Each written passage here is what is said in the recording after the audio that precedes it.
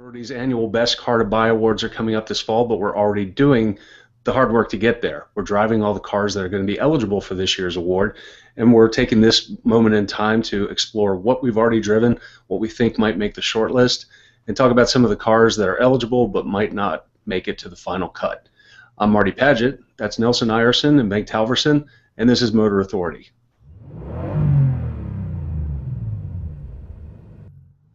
So today on Motor Authority, we're going to talk about our Best Car to Buy awards. We announced those in November, and for us, it's an open-ended award. We can give it to anything that really thrills us in any way, as long as it's got four wheels. We've driven Lamborghinis this year, we've driven McLarens, we've driven the new Alfa 4C. There's a big list of cars that are eligible, so today we're going to go over those, then we're going to talk about the ones that we think have an inside track. So guys, let me run through this list real quick. Among the contenders we have this year, the Acura TLX, which I'll be in next week, the Alfa Romeo 4C, I think something that's surprising a lot of people, the Audi S3, BMW's i8, which is a big curiosity, and physically it looks like a big car. It's really important for BMW's electrification efforts too, and it's, for me, some people might think it's an odd fit for the Motor Authority site, but we'll talk about that more in a minute. BMW M3 and M4. Brilliant cars. Cadillac Escalade, a really nice redo of the big GM Utes. Challenger SRT, Bengt, you just got back from driving that from 707 horsepower. Ford Mustang, which we hit in September. Hyundai Genesis, a lot of good votes here for that. Jaguar F-Type Coupe, Lamborghini Huracan, Lexus NX, Lexus RC, it's a long list here.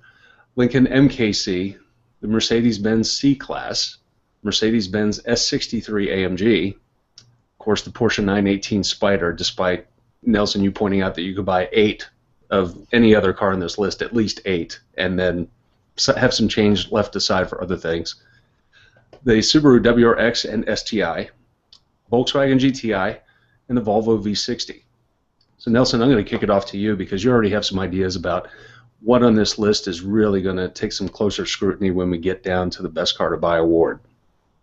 Okay, well, starting with the most exotic car on the list and the one I'm the most jealous of having not driven at this point, the Alfa 4C, right? It comes with a great spec sheet. It's lightweight, carbon fiber chassis, really high output, turbo, but still small engine, stripped down, focused, highly utilitarian in a lot of respects, but still has gorgeous packaging.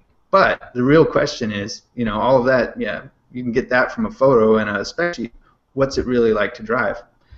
I don't know. I hear it's really good. I know, Marty, that you've driven it, so yeah. And let's stack up. Bengt, did you have a little brief spin last week? Yeah, I did. A couple weeks ago, I had more than a brief spin in the Alfa 4C on a closed course. So out at the Chrysler Proving Grounds, they have their annual briefings for the press and kind of an all-around backgrounder on what's coming up. I can't talk about a lot of what I saw out there yet, but I did get a spin in the 4C and was thrilled to get some seat time. That car, I had certain expectations for it. I expected it to be very cramped. I expected there to be lift throttle oversteer. I expected it to be a little tweaky. And it was a very settled car, very neutral. I drove it out on kind of a higher speed autocross course and found it just very settled, very neutral. I felt like I learned the car after just a few laps, and it's the kind of car you can drive hard. I did not expect that at all, and really enjoy. It also, a couple weeks before the 4C, I had a 458. We had that 458 Spyder, and the 4C just felt like the perfect, mini-me complement to the 458. Same interface, but just on kind of a smaller, more mass market level. same paddle shifter interface, same gauge layout more or less, same seating layout actually as the 458. So I really enjoy that. I think the 4C is going to be one of those surprise hits where before it came out we thought it would be kind of a very low volume niche model, and in reality it's probably the most enjoyable driver's car to come out in the past several years, especially when you're not talking these absolutely zany power levels. Yeah, and I should pipe in, Mazda Miata is not going to be a 2015. We consider 2015, so even though we're going to take a look at it in September, it's the drive is a little ways off from there, so don't get excited. We're gonna get into it. But for the 4C, I pretty much agree with everything you said. I mean, I drove it on Infineon. I felt that the steering could have been a little bit quicker. It doesn't have to be like a Lotus, like you're darting off in every direction all at once. But yeah, the fact that you can drive the piss out of that car, and you always think you're just going to get into a snap of oversteer, and you don't. At first, I thought it was overtired, and there was some limit that you just couldn't hit on that track. But they had it coned off for us, so you could freely get it loose if you wanted to, and it just didn't. It was so much more usable than I thought. At the other extreme, I thought, this is a car that Ferrari could sell for $125,000 if they just threw in 20 pounds of leather and good stuff into the cabin. So I go back to it every time, and I think this is kind of what the Dino was. It was maybe created for other purposes and sold otherwise, but spiritually it's pretty akin to what we all kind of want a Ferrari to be. And I was... Yeah, they might have thought 914 with that car.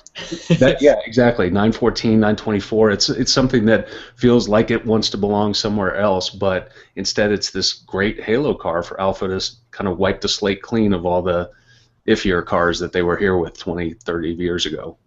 And Marty, what was that car like? What was the 4C like on the highway, on the road? That was the piece that I was really missing in my impression. It's hard to tell from California roads because the ones that we were using were still pretty well groomed, but I was shocked that it was so comfortable to drive in. I got into it and got out of it and sat in it so much more comfortably than a Z28, which I had just come from driving. There'd be no contest which one I would actually own. I could get into the 4C with a helmet if I really tried. The Z28, there's no way. You get in, you have to kind of lean over, stick it on your head, pull it over, lean back, and then put the seat all the way back and have your hand up here. The 4C just kind of fits. You've got a couple inches of headroom without a helmet. The pedals are easy to use. You kind of get turned off by the interior the longer you spend in it, especially if you're in the passenger seat and that air conditioning box is sitting on your calf and you've got nowhere to move. But as a weekend car, it's brilliant. $55,000. Have at it. Wow. Yeah, so still tremendously jealous about having not driven that. Hopefully we will working on it in the next month or so. Yeah, we're working on it. Yeah. So next up, a car that I think I might be the only one of us to have driven it, the S63 AMG family. Which is jealous. Yeah, you should be too because it's fabulous. Like, seriously, possibly the best interior in any car sold today, short of maybe the Wraith. Like, stunning, fantastically executed, beautiful, really comfortable, and really easy to use. Like, it's not just design at the cost of everything else. It's highly functional design and very high design at the same time. Once you get past the interior, which is really a showstopper, in either the sedan or the coupe, you get to the monstrous powertrains, which are like up to 585 horsepower, 577 pound-feet of torque, very fast. All of them get to 60 in the very low 4-second range, and you're talking big cars here. Yeah. In the sedan, the back seat is just, huge, cavernous, incredibly usable. In the coupe, it's a little bit tighter, but you can still get full-sized adults back there once you get them past the front seat. And I've spent time bombing down the Autobahn in pouring rain, running around the Tuscan countryside, so curvy lanes, 150-mile-an-hour stuff, all of it, and nowhere does the car seem like really out of sorts. If you do try to push it, especially the coupe, you know, the one you might actually want to push hard on a windy road, it comes off maybe a little bit like, hey, just slow down a little bit, man. You're not in that big a hurry, right? Like, enjoy the ride. But at 7/10 or so, it's still a very fun and engaging car for being as big and luxurious as it is. So, I mean, the only real hang-up a lot of people I've seen have is with the aesthetics, the exterior of the car. Some people think the coupe's rear end looks a little unfinished, sort of like they felt about the SL class when it came out. And the SLS too, yeah. Yeah, and it's nowhere near as bad as the SL class, which in my opinion looks like a camel, right? Like it's a car designed by committee. Three different. And they'll freely admit to that, or they would have freely admitted to that. Yeah, they would have. But Bangted, you driven the S class yet?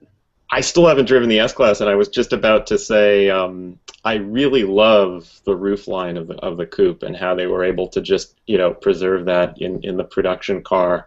It's elegant and it's somehow sporty and just just the right amount of aggressive too in that profile and that roof line. And yeah, I haven't been in the S class yet. I'm eager to. It's never been a model line that's disappointed me. It's always kind of taken that sort of stoicism and the sort of overload of tech to a new level that for the next 5, 6, 7 years everyone else is just struggling to catch back up. So I'm interested. The only thing I can add is, having been around doing this the longest, is that back in 4 generations ago, the S class was a tank, and they made it purposely that way, and we're still not sure why. Over the next 3 generations, it's gotten, it feels smaller and smaller and smaller, and it's to the point where it really has the handling of a car and it feels like 500 pounds less than it is. And they've kind of kept weight in check this time around too. So the engineering craft that goes into that car has only gotten better over time, and it's always been the pinnacle of its segment. And I don't say that because I work there. I'm saying that because a car that has little parking rods that point up from the trunk lid to make sure that you don't ding it, and it ends in now today it's got quilted leather interior and ambient lighting and its own fragrance dispenser. They have it's stoic. They're well into the corner of Bentley and Rolls-Royce in trying to fit this around you like a custom glove, and I love that. It's a completely different take than they had 2 generations ago.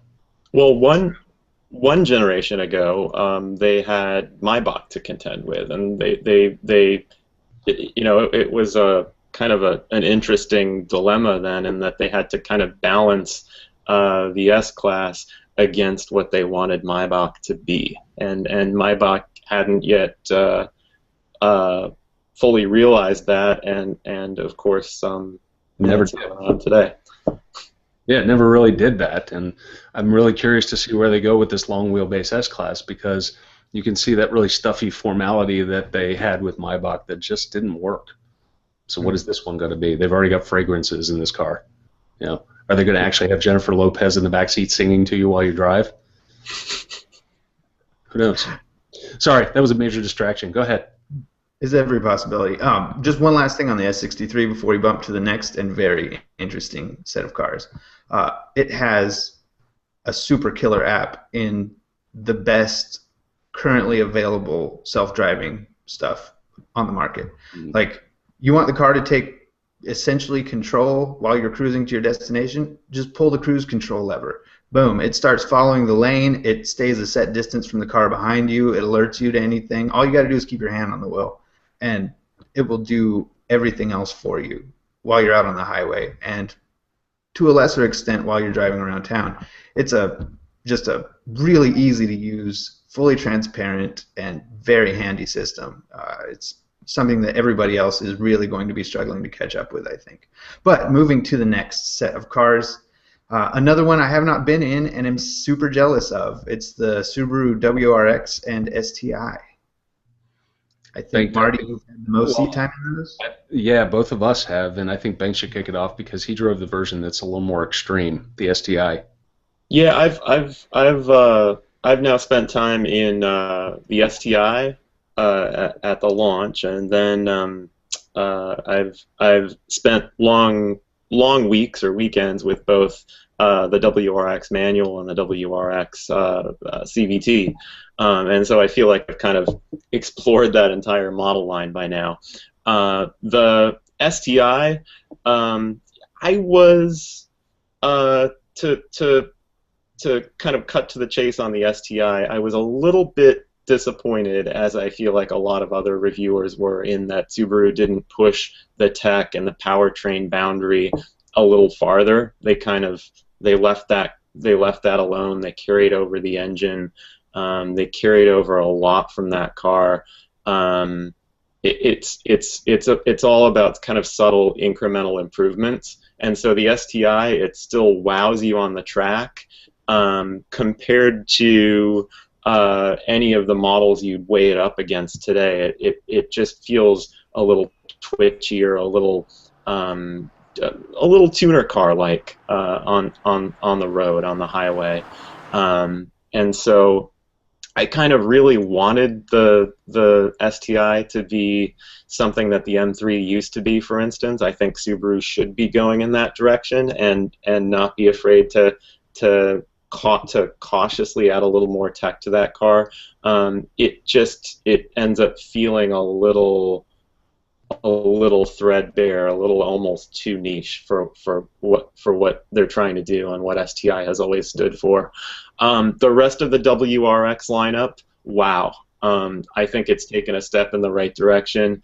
It really feels, it's awfully close in real-world performance to the STI. That 268 horsepower engine just really, feels great, whether you're with the manual transmission or the sport CVT, and it has this sort of mid-range oomph, like a kick that is with you, whether you're in the low revs or just driving the snot out of it.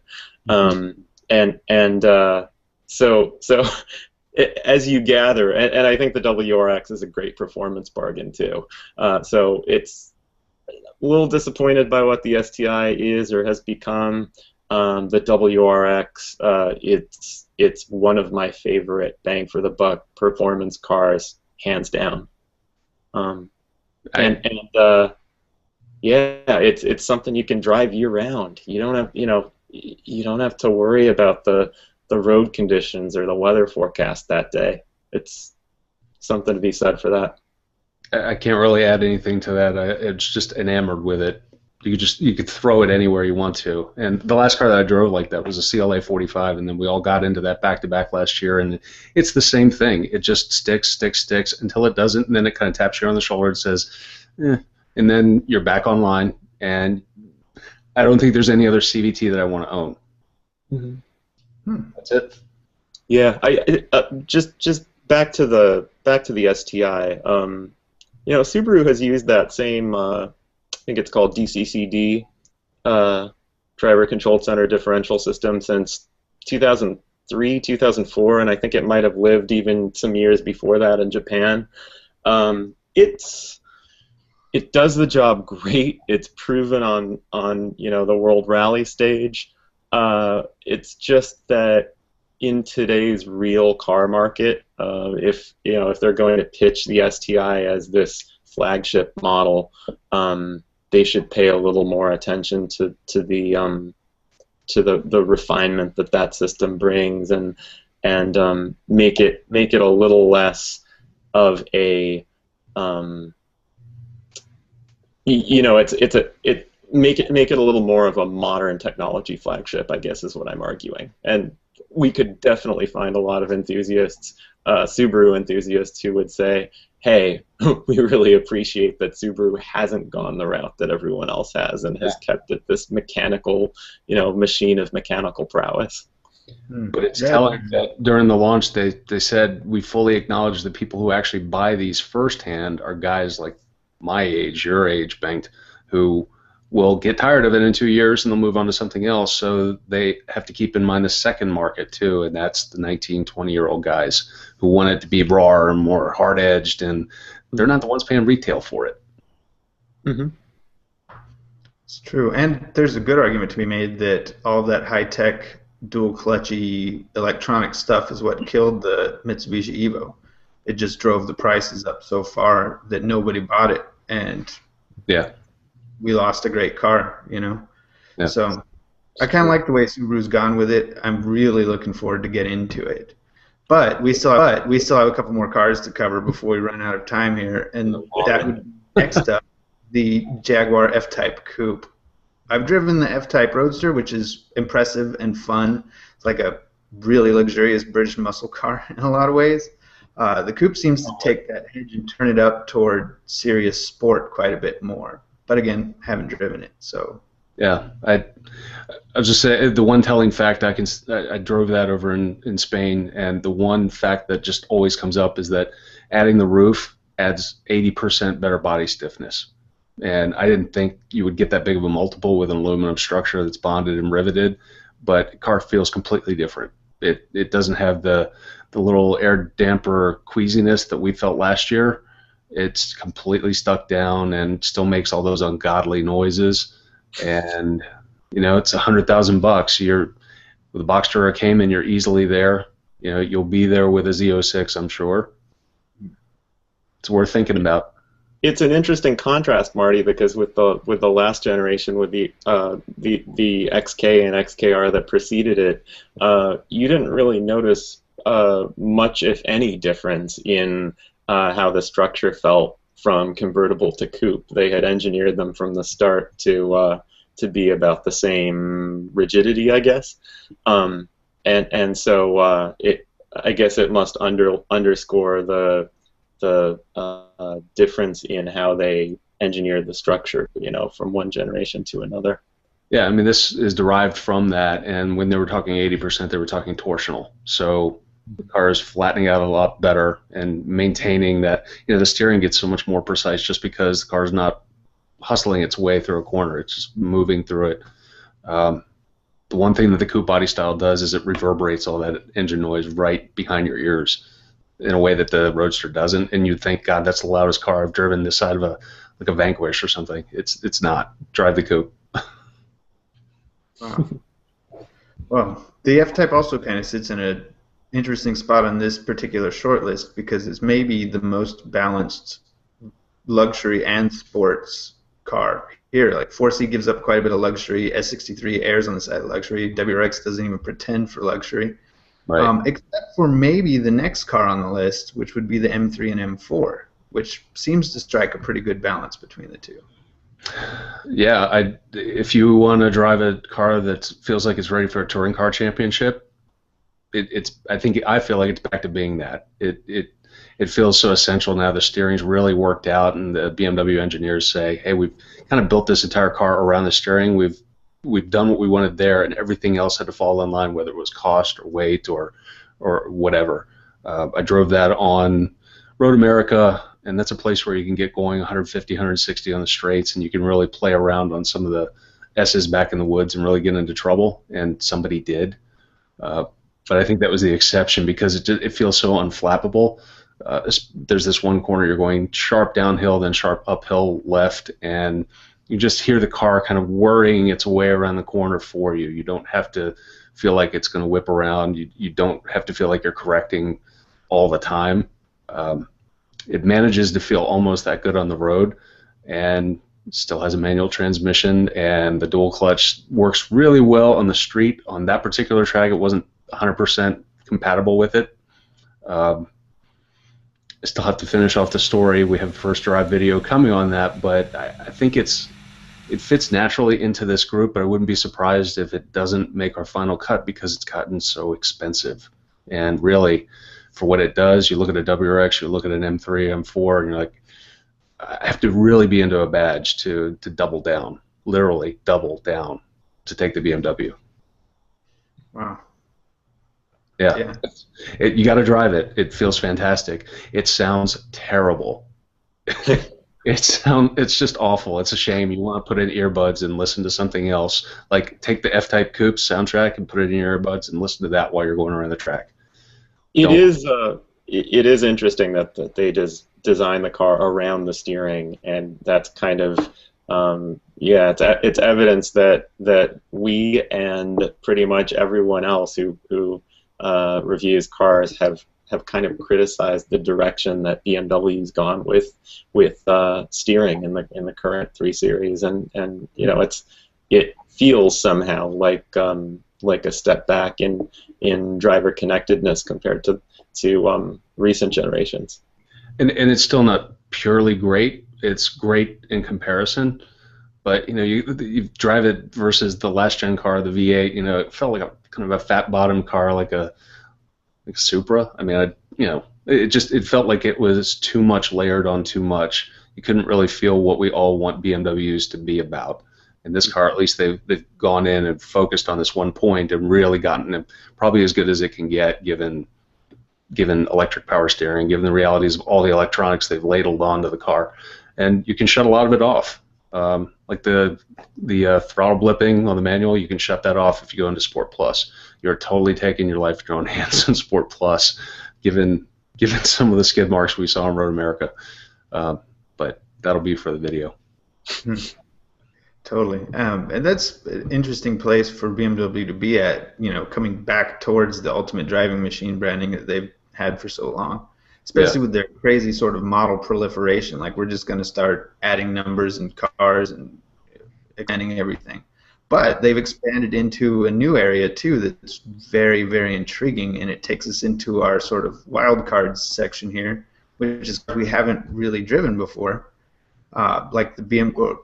I should say haven't yet so much. We will in the near future. There's the i8, which is a really unusual sort of combination of sports car and hybrid, something we haven't really seen yet.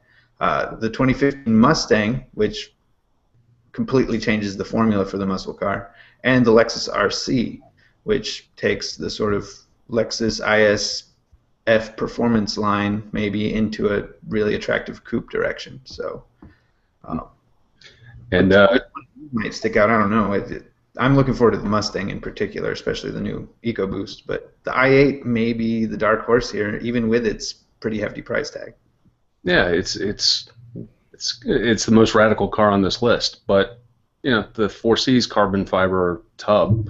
I think at least one of those other cars has a carbon fiber tunnel, doesn't it? Well, the Huracan does on the long list. I mean, that's carbon monocoque too, right? Mm-hmm. To me, that's one of the underlying stories in all these cars is that we're finally getting a harness on the electronic technology, but the materials technology is starting to take over that storyline. Like all these cars they're trying to the 918. I mean, that is trying to adapt to a supercar future that it's pretty much plotting out for the rest of the auto industry. Yeah, and we see, you know, some of this happening with the i8, where the i8 is, you know, complex calculations and algorithms are balancing power delivery between the front and rear wheels, and somehow it's adding up to a good driving experience. It goes back to what we were talking about with the STI, and you know, do you add things like magnetic ride control or more complex chassis controls to that car? Does the i8 add up to a balanced kind of ultimate driving machine driving experience, or is it something else? And then you know, up to the 918, is this what people want in a supercar, or is this kind of just a you know, a cloud in the sky in terms of engineering targets? You know, something they could do, so they did. Yeah, I think that's the big question that we can't answer today is, what do people want? These are so many different directions for performance and luxury cars. What do they want? And first, before we figure that out, we have to figure out what we want. Mm-hmm. So we're not going to announce our winner until November. But between now and then, you can read all of our first drives on Motor Authority, And for the cars that appear on this list and don't have a first drive, you should check our other sites. Green Car Reports has an extensive drive of the i8, and all the other vehicles that we've driven have a full road test over on the Car Connection. So I think discussing these in depth, we'll be racking up a lot of miles in some of these cars and bring you more as we lead up to Best Car to Buy in November. For now, that's our Motor Authority talk show this week. I'm Marty Paget. Nelson, Banked. We'll see you again next time.